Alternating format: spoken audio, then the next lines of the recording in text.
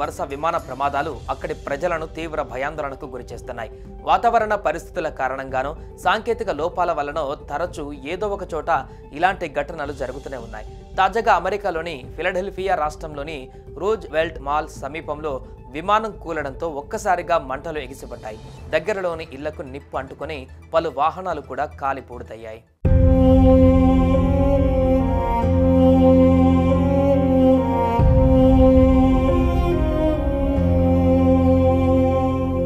ప్రమాదానికి గురైన ఈ విమానం మెడికల్ ట్రాన్స్పోర్టర్గా అధికారులు గుర్తించారు.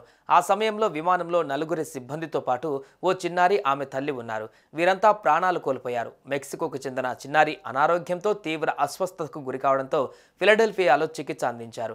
అనంతరం తిరిగి మెక్సికోకు తీసుకువెళ్తుండగా ఈ ఘటన చోటు చేసుకుంది. కాగా ఇటీవల ఆర్మీ హెలికాప్టర్, పౌర విమానము ఘటన జరిగి 2 రోజులు గడవక ముందే ఈ ప్రమాదం జరగడంతో ప్రజలు దిగ్భ్రాంతికి లోనవుతున్నారు.